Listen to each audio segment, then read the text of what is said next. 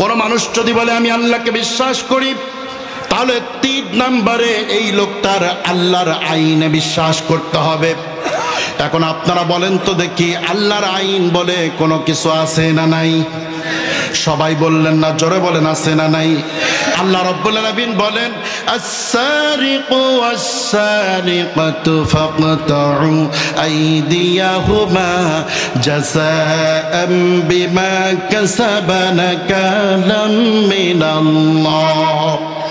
চোরের বিধান সম্পর্কে আল্লাহ রাব্বুল আলামিন এই কোরআনের মধ্যে একটা ফৌজদারি বিধান শোনায় দিলেন। গোলাম শুনে রেখে দাও, চোর পুরুষ হোক অথবা নারী হোক, যদি চুরি করে আর এইটা প্রমাণিত হয়ে যায় স্বভাবে চুরি করছে নাকি অভাবে চুরি করছে, এইটা আগে দেখো। যদি স্বভাবে চুরি করছে এইটা প্রমাণিত হয়ে যায়, তাহলে চোরের সম্পদের প্রতি লক্ষ্য রেখে চোরের হাত থেকে কবজিটা আউট করে দাও। বিধান কার? আরো জোরে বলেন কার?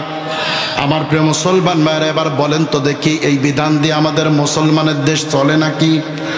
তার মানে আমরা আল্লাহর অস্তিত্বে বিশ্বাস করি, গুনাহ বলি মানে কিন্তু আইন মানি না।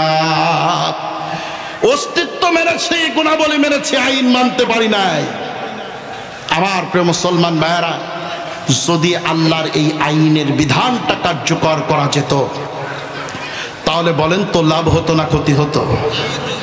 আসতে বললেন কেন? লাভ না ক্ষতি? সবাই বলছেন ইদানিং আবার এই সব ওয়াজ করাও বিপদ। এক জায়গায় ওয়াজ করলাম, নামার পরে বলছে তো হুজুর সবই বুঝলাম, তো হুজুররা যদি ক্ষমতায় আসে তাহলে তো বোধহয় এখন সব চোর ধরবে আর হাতের কবজি ফেলাই দিবে, আপনারা তো আসলে বোধহয় হাত কেটে দিবেন। তা আমি বললাম ভাই, হাত তো কাটা যাবে চোরেরটা, আপনারটা তো না। কথা কন না খেয়াল? টেনশন থাকলে কার থাকবে? চোরের টেনশন। আপনার টেনশন কি? হাত কাটার টেনশন তো করবে তারা যারা কলমের খোঁচা দিয়ে কোটি কোটি টাকা আত্মসাৎ করে নিয়েছে। কথা বলেন ঠিক কিনা? বরঞ্চ চোরের যদি হাত কাটা হয়, আপনার আর আমার পকেট নিরাপদ। কারণ কাটা হাত পকেটে ঢুকলেও ও হাত দিয়ে আর মোবাইল বের হয়ে আসার সম্ভাবনা নাই। কথা বলেন না কেন? আর কাটা হাত নিয়ে চোর যদি মসজিদে যায়, মুসল্লি দেখবে সর্বনাশ, লোকটা সব ঠিক আছে, এক হাতের কবজি নাই, তার মানে নিয়ত পরে বা তো জুতা আগে বগলে নাও, কারণ যে আসছে জুতা আর পাওয়া যাবে না, সবাই সাবধান হয়ে যাবে। এই চোর যদি শ্বশুর বাড়ি যায় বিয়ে করতে, মেয়ের বাপ বলবে বাপ তোমার সবই আছে বুঝলাম, তো হাত নাই কেন, হাতের কবজি নাই কেন? তার মানে তুমি তো ওই গ্রুপের সদস্য। কোন গ্রুপ? কোন গ্রুপ? ওই গ্রুপের সদস্য। আপেল কমলা আঙুর ফল যা খাইছো এ পর্যন্ত আমার ক্ষতি সীমাবদ্ধ থাক, মেয়ে দিয়ে আর ক্ষতি করতে যাচ্ছে না, তাড়াতাড়ি ফটো।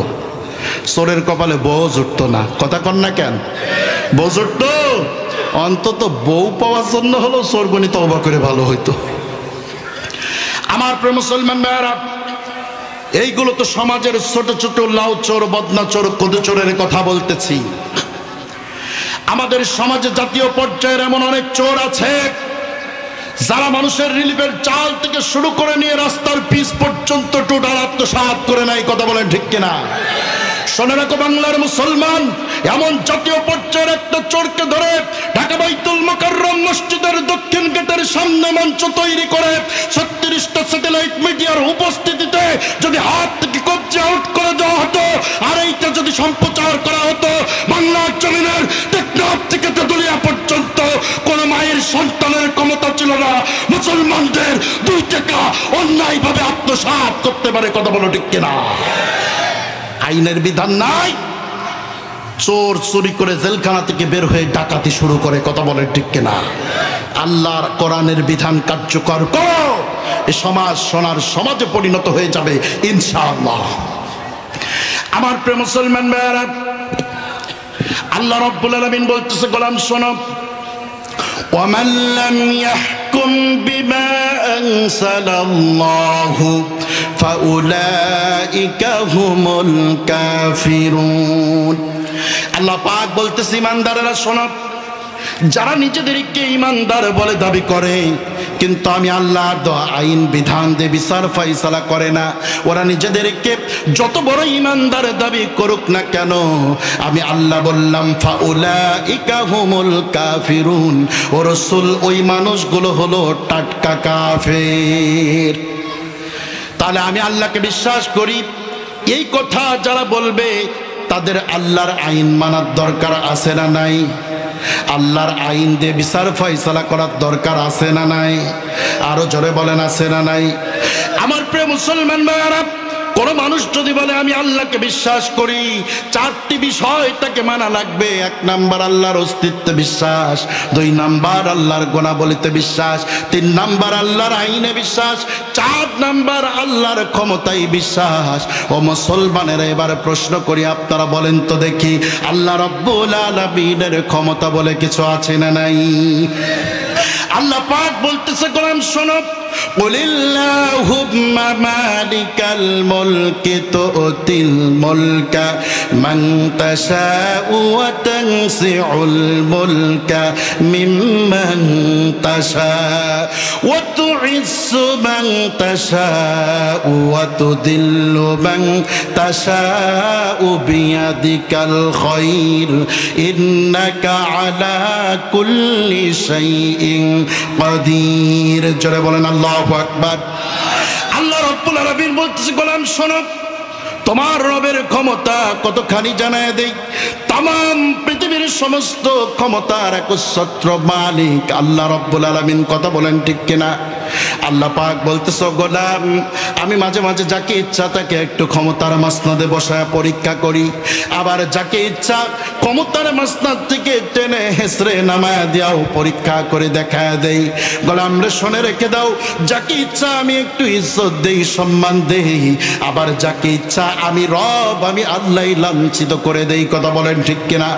আমার প্রিয় মুসলমান ভাইরা, তার বাস্তব প্রমাণ হলো আমেরিকার সাবেক প্রেসিডেন্ট জর্জ ডব্লিউ বুশ, যেই লোকটা বিশ্বমরল এত ক্ষমতাধর, ইরাকের জমিনে বোমা মেরে মেরে পুরো ইরাকের জমিনটাকে একেবারে তামা বানিয়ে দিয়েছিল। আল্লাহ রাব্বুল আলামিন ক্ষমতায় থাকা অবস্থায় ওই লোকটাকে ইরাকের সাধারণ একটা সাংবাদিকের জুতার বাড়ি দেওয়া বেজ্জতি করেছে। কথা বলেন ঠিক কিনা? আমার প্রিয় মুসলমান ভাইরা, আল্লাহ পাক বলতেছে, গোলাম তোমাকে ক্ষমতার মাসনদে বসিয়েছি, তার মানে এই নয় এই ক্ষমতার অপব্যবহার তুমি করবা, তুমি জালিম হয়ে যাবা, এই জন্য তোমাকে ক্ষমতার মাসনদে বসাই নাই। ও গোলাম ভালো করে শুনে রেখে দাও, ক্ষমতায় তোমাকে কেন দিয়েছি?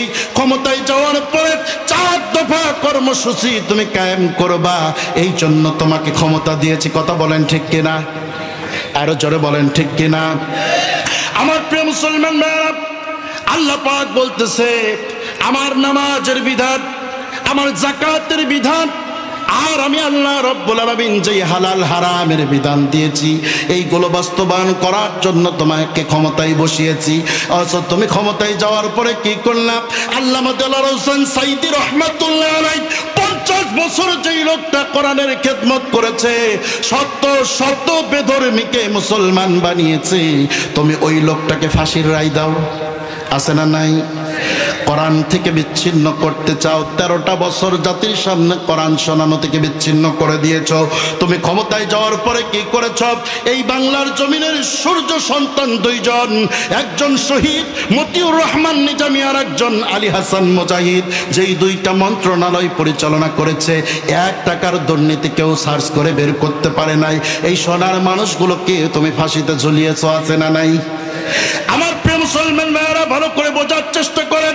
আল্লাহ পাক বলতেছে, গোলাম রে, জালিম হওয়ার জন্য ক্ষমতা দিই নাই।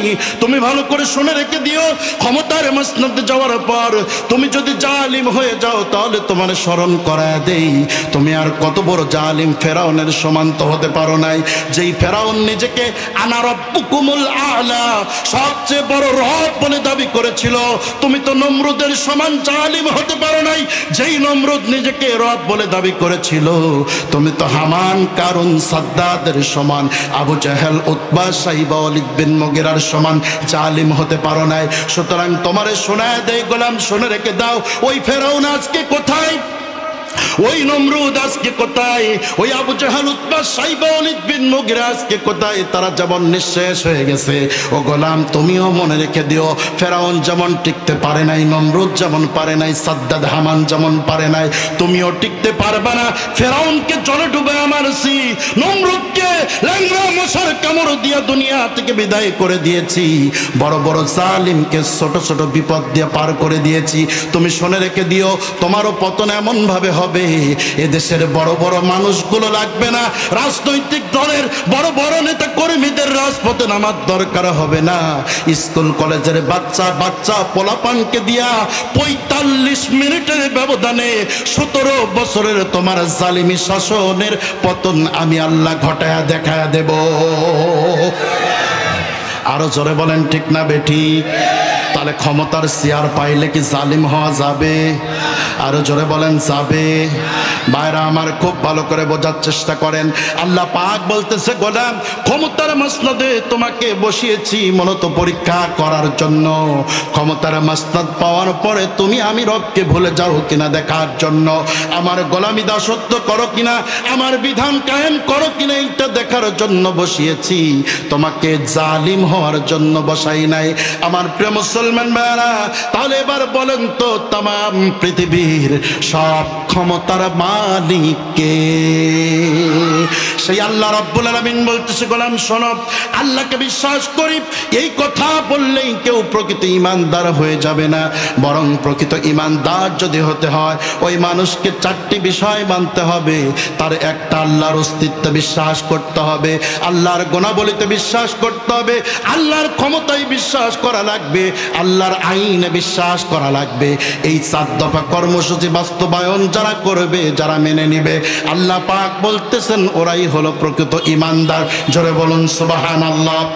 আর এই সমস্ত ঈমানদারদেরকে ডেকে আল্লাহ রাব্বুল আলামিন বলতেছে, ঈমানদারেরা শোনো, ইয়া আইয়ুহাল্লাযীনা আমানু দুখুলু ফিস-সিলমি কাফা ওয়া লা اتبعوا خطوات الشيطان إنه لكم عدو مبين।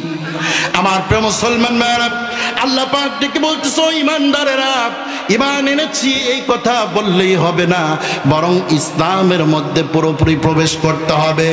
আর ইসলামে যখন প্রবেশ করবে তখন পরীক্ষা আছে না নাই? আসতে বলেন না, আছে না নাই?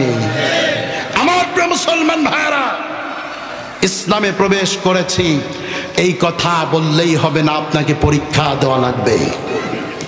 আল্লাহ রাব্বুল আলামিন আপনাকে পরীক্ষা করে দেখবেন। এই পৃথিবীতে এমন কোন নবী রাসূল আসেন নাই, হযরতে আদম আলাইহিস সালাম আর হযরতে সুলাইমান আলাইহিস সালাম ব্যতীত এমন কোন পয়গম্বর আসেন নাই যার উপরে ঈমানের পরীক্ষা নেওয়া হয় নাই। আল্লাহু আকবার।